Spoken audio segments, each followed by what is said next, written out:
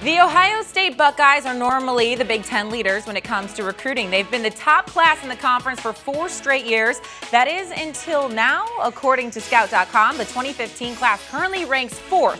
But linebacker Justin Hilliard and defensive end Ja'Shawn Cornell could change those rankings. And to the delight of Buckeye Nation, both have announced they will be in Columbus playing for the Ohio State University in 2015. First, it was the 4-star out of Cincinnati, Ohio in Hilliard, and then it was the 4-star out of St. Paul, Minnesota in Cornell. Staying in the Midwest they are. So to discuss the latest on the Buckeyes' new additions, we welcome in our recruiting analyst for Scout.com, Allen Trieu. And Allen, let's start with your top-rated linebacker, Justin Hilliard. How does he improve the linebacking core that Urban Meyer has really been critical of? Well, he's definitely one of the best in the country. He's one of those kids where it looks like the ball is snapped and he's full speed to wherever that ball happens to be.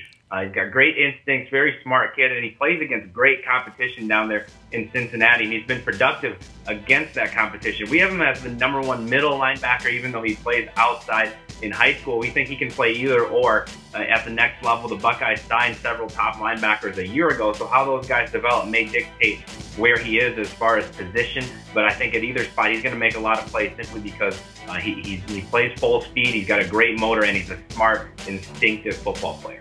Well, Allen, let's now hit Ja'Shawn Cornell. What kind of boost does both Cornell and Hilliard give that OSUD?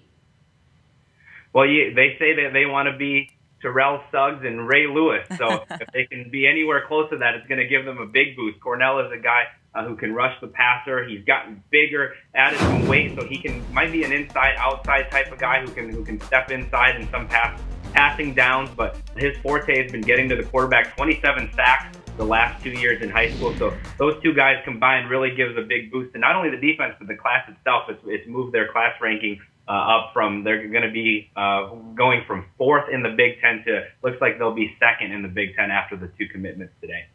Allen, as I mentioned earlier, and as you just mentioned, OSU was sitting at 4. You say they're now at #2. So prior to the additions of Cornell and Hilliard, they look to be far behind the pack. Do you think this is the year that the Buckeyes don't finish #1 in the conference? What do you think? Well, I think they got off to a little bit of a slower start this year than they had in past years. Those last couple of classes have set quite the bar for this class to live up to. They missed on some guys early. They went into the end of May really with only 2 commitments on board. Then the quarterback, Joey Burrow, jumped on at the end of May. Then they got a whole bunch of commitments in June. So this class is now moving in the right direction, especially with these 2 guys on board. These 2 guys committed at the right time because they're going to be going out to the opening next week, and they're going to be on several of the Buckeyes' top targets out there. The #1 running back in the country, Damian Harris, sounds like he's moving towards the Buckeyes. He was going to wait on a decision. I think one's going to come sooner rather than later, and I think the Buckeyes are the clear leader there. So Urban Meyer's not going to go down without a fight. Penn State has a very highly ranked class. I think it's going to come down to those 2, but the Buckeyes are definitely going to turn this into more of a battle than people thought maybe a month ago. Those former SEC coaches, I tell you. All right, Allen Trieu, thanks so much for the insight. Thanks, Jay.